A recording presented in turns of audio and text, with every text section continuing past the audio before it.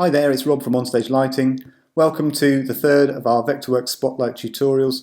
In this tutorial we're just going to take a quick look through the basic operations of drawing shapes and lines and the kind of things you need when you're actually trying to do 2D drawing in a CAD package. Okay, so here we are in Vectorworks. The first thing we're going to do is we're just going to look at some of the very basic tools that you get in any CAD package, drawing things like lines and rectangles. These things take a little bit of getting used to, particularly if you're used to using non-CAD packages, particularly the way the mouse interacts with the object itself.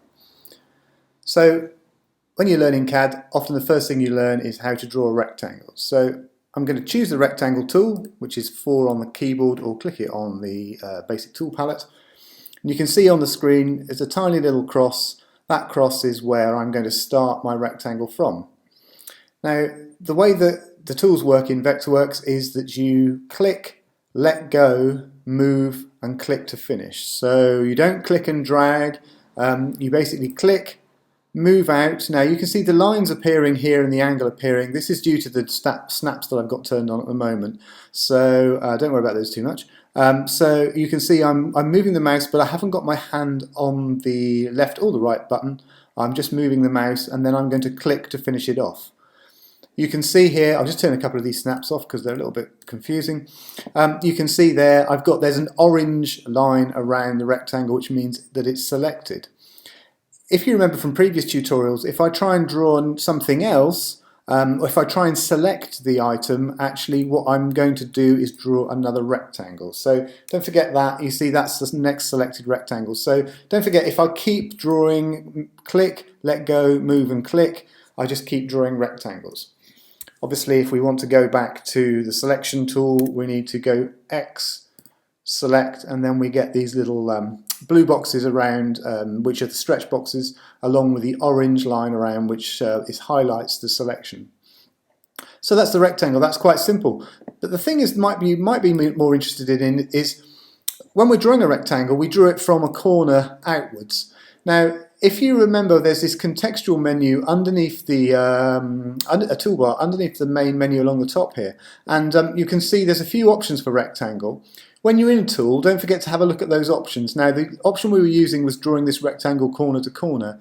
The other common option is to draw it from the center. So, for example, I could draw the rectangle from a center point and outwards. Those contextual parts of the menu are common to a lot of different shapes. So, for example, the circle itself, I could draw from the center, or I could draw from side to side. So every time you go into a tool, have a look to see what your contextual menu is, options they are actually being given. So those are the rectangles and the circles. The other one's rounded rectangle and bits and that. You'll probably find they're self-explanatory. What I've done in those is I haven't used the tab method to create these shapes, but obviously I could have done that. I could have started my rectangle in the corner here, drawn it out, typed in the first dimension, typed in the second dimension, double enter, and it's given me the particular size. Now don't forget the 2 enters finally finish the shape, otherwise you end up with a shape that you're still moving around. The second enter is the one that actually locks the shape in place. The line tool is quite simple again. Have a look at the contextual menu. The line tool at the moment is point to point, so it's not a polygon tool. It doesn't draw line, line, line, line, line. It just draws a line and then another line. So they're all individual lines. The polyline is the one that draws multiple lines and then actually closes to make a shape, you see, so that's actually made a closed polygon. When I was in the line tool, you'll notice there's 2 options here in the line tool. This sort of diagonal option here, which is the unconstrained version, and the sort of right angle cross shape, which is the one that basically, if I go into that, it gives me lines that are 90 degrees to the grid, if you like. So that's, you can't draw anything other than the set angle or the 90 or the 180 degrees. Okay, so we've made a bit of a mess of our screen. What I'm going to do is I'm going to clean this down a bit.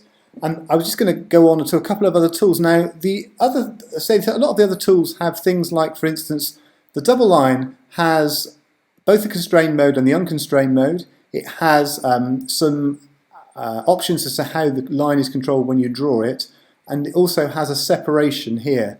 These things, if you go into the double line preferences, saying the separation is here. In this case, I'm going to have a 50mm separation, and I'm going to call create polygons, because what I'm going to do is I'm going to draw a lighting bar.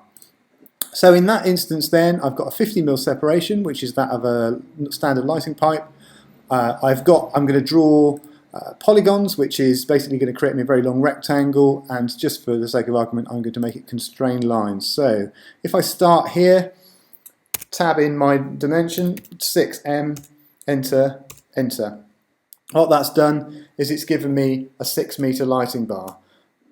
Similarly, some of the other options you can see down here, for instance, in the regular polygon, if you look in the regular polygon, you can see you've got options here including the size, the number of sides. So there's quite a few different options there. Some of them are more complicated than others. The arc tool takes a little bit of getting used to.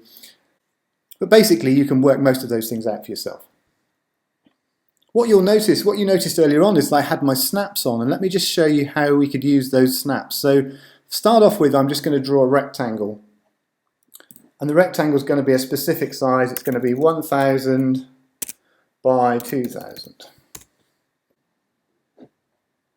Now I've got this rectangle here. I'm just going to create another one, and what I want to do is basically I want to create this rectangle. I'm going to snap it next to this other rectangle here. So if you noticed earlier on, I had the various snaps on. I turned most of them off. Snap to grid I usually leave off because I often don't use the grid for layouts, particularly for theatre drawings. It's not necessarily very useful.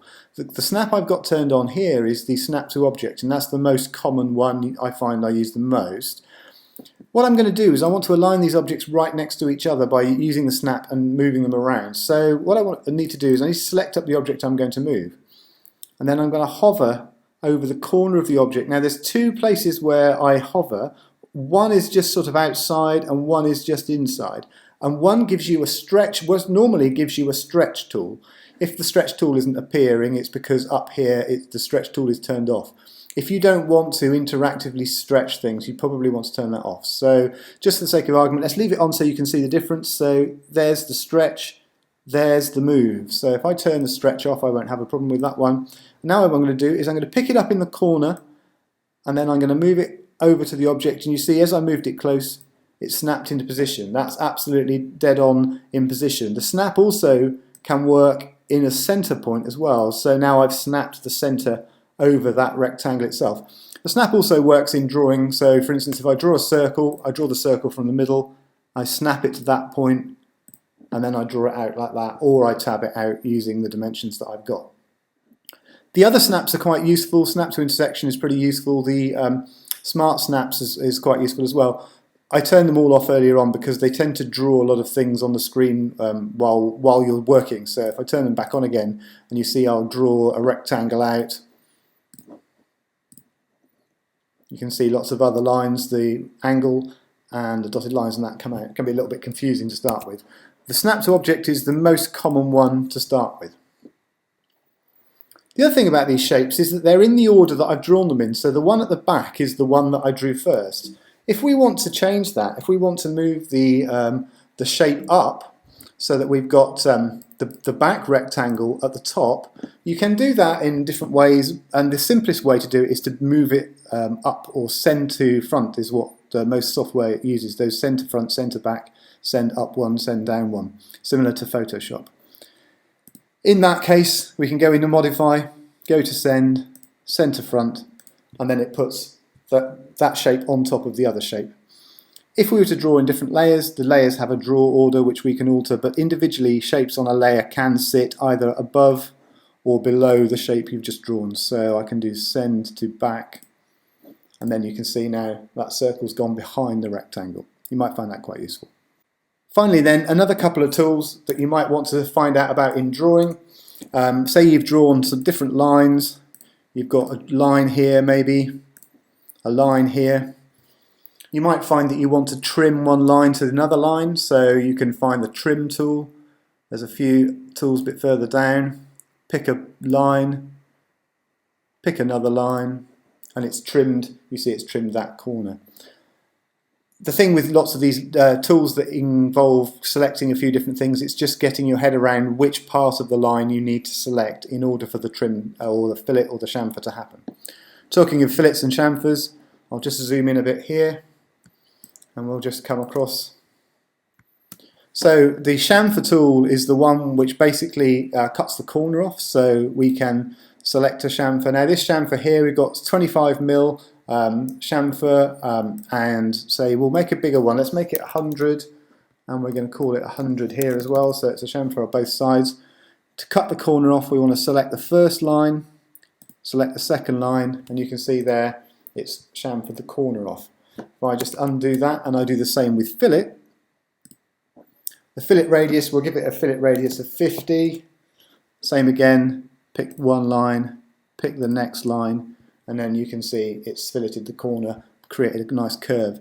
There's other options for, you can use the connect and the split and various other things, but those basically, when it comes to 2D lines, those are the things that you probably will want to use straight away in order to make those shapes. Okay, so that's it for this tutorial. So far we've learned to use the rectangle and the circle and some various regular shape tools. Don't forget to look at the contextual menu in the top toolbar, second toolbar down.